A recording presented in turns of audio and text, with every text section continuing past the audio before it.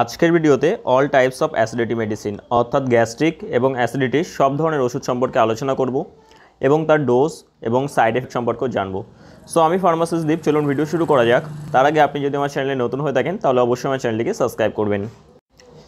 সবার প্রথমে আমরা অ্যান্টাসিড সম্পর্কে আলোচনা করব। অ্যান্টাসিড কী ধরনের হয়, প্রথম যেটা হচ্ছে সেটা হচ্ছে কিন্তু অ্যালুমিনিয়াম হাইড্রোক্সাইড, আর নাম্বার 2 হচ্ছে ম্যাগনেসিয়াম হাইড্রোক্সাইড, যেটাই কিন্তু আমরা মিল্ক অফ ম্যাগনেসিয়া বলেও জানি, আর 3 নাম্বার হচ্ছে ক্যালসিয়াম কার্বনেট। এগুলির ব্র্যান্ড নেম কী আছে, জেলুসিলের মধ্যে কিন্তু যে অ্যালুমিনিয়াম হাইড্রোক্সাইড এবং ম্যাগনেসিয়াম হাইড্রোক্সাইড এই দুটোই কিন্তু মিলিত রয়েছে। আর এখানে যে ল্যাক্সিক্যাম রয়েছে, ল্যাক্সিক্যামের মধ্যে কিন্তু মিল্ক অফ ম্যাগনেসিয়া অর্থাৎ ম্যাগনেসিয়াম হাইড্রোক্সাইড রয়েছে, আর ক্যালসিয়াম কার্বনেট রয়েছে কিন্তু ডিজির্যাপ্টের মধ্যে। সো এই তিনটেই কিন্তু অ্যান্টাসিড। ইউজেস কী আছে, quick relief from heartburn, indigestion and acid reflex. আমাদের অ্যান্টাসিড কী করে, অ্যান্টাসিড কিন্তু আমাদের খুব তাড়াতাড়ি কিন্তু রিলিফ দেয় গ্যাস অ্যাসিডিটির সমস্যা থেকে, কিন্তু এটা শর্ট টার্মের জন্য দেয়। আর অ্যান্টাসিডির মেকানিজম অফ অ্যাকশান কী আছে, neutralise stomach acid and working as a alkaline substances, অর্থাৎ অ্যালকালাইন সাবস্ট্যান্সেস হিসাবে কাজ করে এবং আমাদের যে স্টোমাকের অ্যাসিড আছে, বিশেষ করে যে হাইড্রোক্লোরাইক অ্যাসিড আছে, সেই হাইড্রোক্লোরাইক অ্যাসিডের সঙ্গে কিন্তু বিক্রিয়া করে কিন্তু লবণ ও জল তৈরি করে ফেলে, যার ফলে কিন্তু আমরা অ্যাসিডিটির থেকে কিন্তু কুইক রিলিফ পাই। নেক্সট আমরা দেখে নেব যে অ্যান্টাসিডের ডোজ কী আছে সেটা দেখে নেব। প্রথম আমরা দেখে নেব যে অ্যালুমিনিয়াম হাইড্রোক্সাইড আছে। অ্যালুমিনিয়াম হাইড্রোক্সাইড কিন্তু ট্যাবলেট এবং সাসপেনশন ফর্মে কিন্তু মার্কেটে অ্যাভেলেবেল পাওয়া যায়। ডোজ কী আছে, 500 থেকে 1500 mg কিন্তু 4 থেকে 6 বার একদিনে কিন্তু আমরা ইউজ করতে পারি, আর ম্যাক্সিমাম হচ্ছে কিন্তু 6000 mg একদিনে কিন্তু আমরা ইউজ করতে পারি। আর নাম্বার 2 হচ্ছে ম্যাগনেসিয়াম হাইড্রোক্সাইড, যেটাকে কিন্তু আমরা মিল্ক অফ ম্যাগনেসিয়া বলে জানি। এটা কিন্তু সাসপেনশন ফর্মে কিন্তু অ্যাভেলেবেল, আর 5 থেকে 15 ml করে কিন্তু আমরা আপ টু 4 টাইমস কিন্তু একদিনে ইউজ করতে পারি, আর ম্যাক্সিমাম ডোজ হচ্ছে কিন্তু 60 ml পার ডে। আর 3 নাম্বার হচ্ছে ক্যালসিয়াম কার্বনেট, আর এটা হচ্ছে কিন্তু চিবিয়ে খাওয়ার ট্যাবলেট ফর্মে কিন্তু মার্কেট অ্যাভেলেবেল আছে। ডোজ কী আছে, 500 থেকে 1000 mg অ্যাজ পার নিড কিন্তু ইউজ করা হয়ে থাকে, আর ম্যাক্সিমাম ডোজ আছে কিন্তু 7500 mg পার ডে। নেক্সট আমরা দেখে নেব যে অ্যান্টাসিডগুলোর সাইড এফেক্টস কী আছে।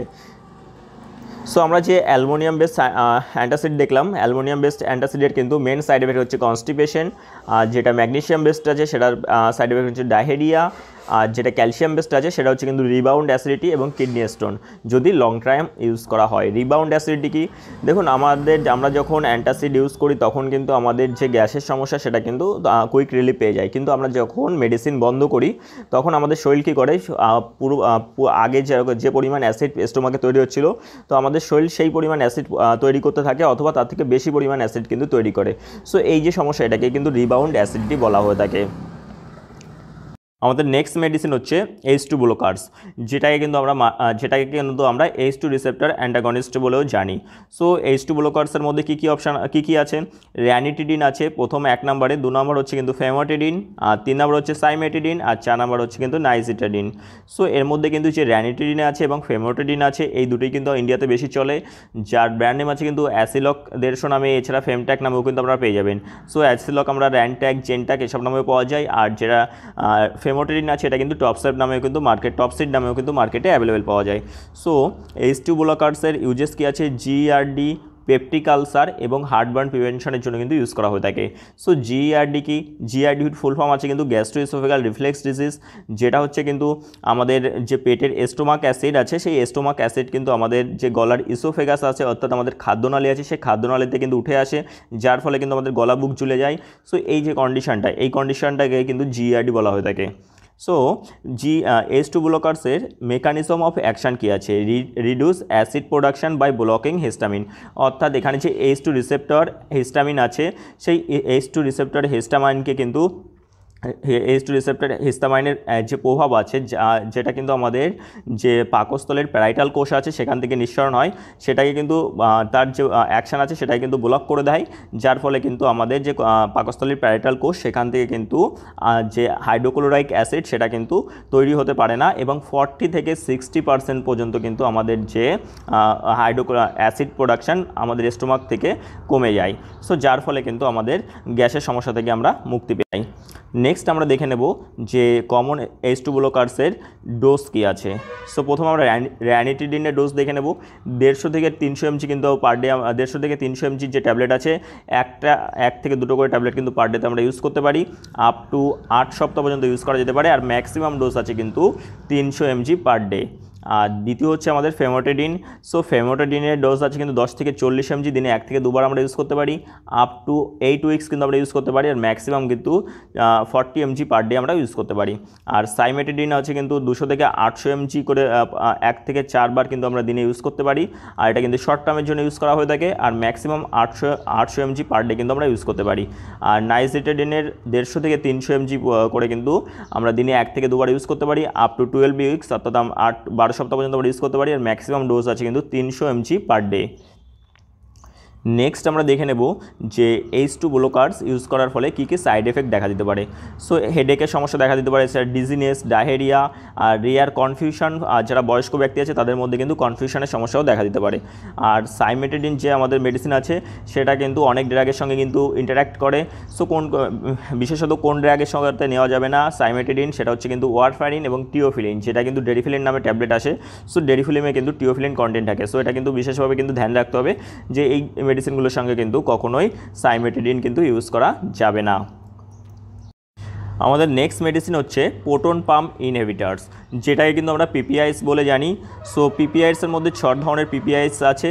সো প্রথম হচ্ছে কিন্তু ওমেপ্রাজোল, নাম্বার 2 হচ্ছে এসোমেপ্রাজোল, প্যান্টোপ্রাজোল, ল্যান্সোপ্রাজোল, এছাড়া রাবেপ্রাজোল, এছাড়া ডেক্সল্যান্সোপ্রাজোল। সো এখানে যে ওমেপ্রাজোল ট্যাবলেট আপনারা মার্কেটে ওমেস নামে পেয়ে যাবেন। এছাড়া যে এসোমেপ্রাজোল ট্যাবলেট নেক্সাম 40 নামে পেয়ে যাবেন।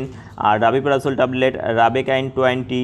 এছাড়া যে ডেক্সল্যান্সোপ্রাজোল কিন্তু আপনারা ডেক্সল্যান্সোল 30 নামে পেয়ে যাবেন। ল্যান 30 নামে কিন্তু ল্যান্সোপ্রাজোল ট্যাবলেট পেয়ে যাবেন। এবং প্যান্টোপ্রাজোল ট্যাবলেট কিন্তু প্যান 40, প্যান্টপ 40 নামে কিন্তু আপনারা মার্কেটে অ্যাভেলেবেল পেয়ে যাবেন। সো প্রোটন পাম্প ইনহিবিটারের ইউজেস কী আছে? সিভিয়ার জিআরডি, অর্থাৎ জিআরডি কি সেটা কিন্তু আমি আগেই বলেছি, আলসারের জন্য। এছাড়া জোয়ালিঙ্গার এলিসন সিনড্রোম, যেটা কিন্তু যে এইচ পাইলোরি এক ধরনের ব্যাকটেরিয়া আছে, সেই ব্যাকটেরিয়ার ফলে কিন্তু আমাদের পেটে যে আলসারের মতন তৈরি হয়। সো সেই কন্ডিশনকেই কিন্তু জোয়ালিঙ্গার এলিসন সিনড্রোম বলা হয়ে থাকে। মেকানিজম অফ অ্যাকশান কী আছে? Proton pump inhibitors block acid secretion by inhibiting the proton pump H+ এবং K+, অর্থাৎ আমাদের পাকস্থলীর যে প্রোটন পাম্প আছে যেটা কিন্তু H+ এবং K+। সো সেই প্রোটন পাম্প থেকে যে হাইড্রোক্লোরাইক অ্যাসিড নিঃসরণ হয়, সেই অ্যাসিড নিঃসরণ কিন্তু 80 থেকে কিন্তু 90% পর্যন্ত কিন্তু কমিয়ে দেয়, যার ফলে কিন্তু অ্যাসিডিটি থেকে কিন্তু আমরা ভালো রিলিফ পেয়ে যাই এবং লং টার্মের জন্য কিন্তু আমরা রিলিফ পাই। নেক্সট আমরা দেখে নেব যে কমন যে পিপিআইসগুলো আমরা দেখলাম সেই পিপিআইসের ডোজ কী আছে।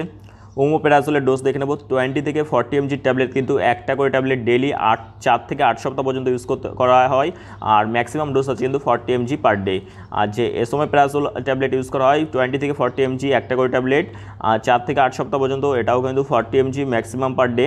আর নেক্সট হচ্ছে প্যান্টোপ্রাজোল, 20 থেকে 40 mg একটা করে ট্যাবলেট 8 সপ্তাহের জন্য ইউজ করা যেতে পারে। সো 80 mg আছে কিন্তু ম্যাক্সিমাম ডোজ।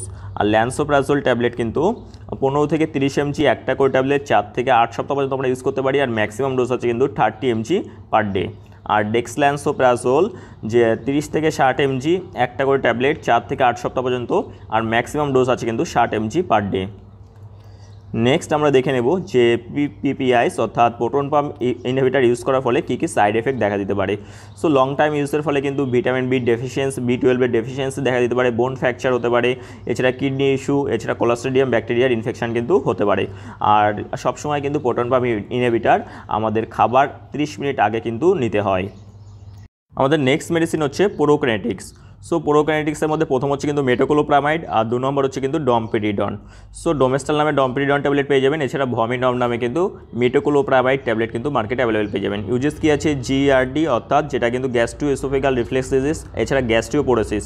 গ্যাস্ট্রিওপোরোসিস কি? গ্যাস্ট্রিওপোরোসিস হচ্ছে আমাদের পেটের এমন একটি সমস্যা যেখানে আমাদের পাকস্থলীর যে পেশিগুলো আছে সেগুলো কিন্তু সঠিকভাবে সংকোচন এবং প্রসারণ করতে পারে না, যার ফলে কিন্তু আমাদের যে পেটের খাদ্যগুলো কিন্তু সঠিকভাবে হজম হয় না এবং তাড়াতাড়ি কিন্তু আমাদের যে স্মল ইন্টেস্টাইন আছে সেখানে কিন্তু পৌঁছায় না। সো আমরা যখন প্রোকাইনেটিক্স ইউজ করব তখন কিন্তু আমাদের যে পেশিগুলো কিন্তু সঠিকভাবে কাজ করতে শুরু করে এবং আমাদের পেটকে কিন্তু খালি করতে কিন্তু সাহায্য করে। নেক্সট আমরা দেখে নেব যে প্রোকিনেটিক্সের ডোজ কী আছে। সো মেটোক্লোপ্রামাইডের ডোজ আছে কিন্তু 5 থেকে 10 mg, দিনে 3 থেকে 4 বার ইউজ করতে পারি, আর ম্যাক্সিমাম ডোজ আছে কিন্তু 30 mg। আর ডমপেরিডনের ডোজ আছে কিন্তু 10 mg করে 3 থেকে 4 বার আমরা ইউজ করতে পারি একদিনে, আর ম্যাক্সিমাম ডোজ আছে কিন্তু 30 mg পার ডে। আর এটা কিন্তু মেটোক্লোপ্রামাইডের থেকে কিন্তু safer alternative. So side effects কী আছে, প্রোকিনেটিক্সের সাইড এফেক্ট হচ্ছে কিন্তু ড্রাউজিনেস অর্থাৎ আমাদের ঘুম ঘুম ভাব, রেস্টলেসনেস অর্থাৎ আমাদের কিন্তু থাকাওয়াট মেসেজ হতে পারে, এছাড়া মুভমেন্ট ডিসঅর্ডার যেটা কিন্তু আমাদের পার্কিনসন ডিজিজে দেখা যায়, অর্থাৎ আমাদের যে হাত পাগুলো সেগুলো কিন্তু ধীরে ধীরে কিন্তু নাড়াচাড়া করতে শুরু করে।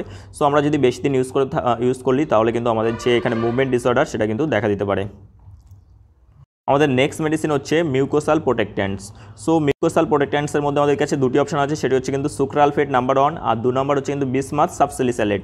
সো সুক্রালফেট ট্যাবলেট কিন্তু আপনারা মার্কেটে সুক্রাফিল নামে কিন্তু অ্যাভেলেবেল পেয়ে যাবেন। ইউজেস কী আছে, গ্যাস্ট্রিক, এছাড়া ডিওডেনাল আলসার অর্থাৎ আমাদের অগ্নাশয়ের আলসার, এছাড়া জিআরডির জন্য কিন্তু ইউজ করা হয়ে থাকে। মেকানিজম অফ অ্যাকশন কী আছে, coat ulcer to protect from acid অর্থাৎ আমাদের পেটে যখন অ্যাসিড তৈরি হয় এবং আমাদের পেটে যখন আলসার থাকে, সো সেই আলসারকে কিন্তু অ্যাসিডের থেকে কিন্তু রক্ষা করার জন্য কিন্তু একটা কোট দেওয়ার জন্য কিন্তু, অর্থাৎ আলসারের থেকে যে হাইড্রোক্লোরাইক অ্যাসিড আছে তার থেকে কিন্তু আলসারকে বাঁচিয়ে রাখার জন্য কিন্তু আমাদের মিউকোসাল প্রোটেক্ট্যান্ট ইউজ করা হয়, যার ফলে কিন্তু যে আমাদের অ্যাসিড এবং আমাদের আলসারের মাঝখানে কিন্তু একটা দেওয়াল তুলে দেয়, যার ফলে কিন্তু আমাদের আলসারটা কিন্তু বেড়ে যায় না। সো সাইড এফেক্টস কী আছে, সুক্রালফেট ইউজ করার ফলে কিন্তু যে কনস্টিপেশনের সমস্যা সেটা দেখা দিতে পারে, আর যে এখানে যে আমাদের বিসমাথ সাবসেলিসালেট আছে সেটা ইউজ করার ফলে কিন্তু ব্ল্যাক স্টুল অর্থাৎ আমাদের কালো পায়খানা কিন্তু দেখা দিতে পারে।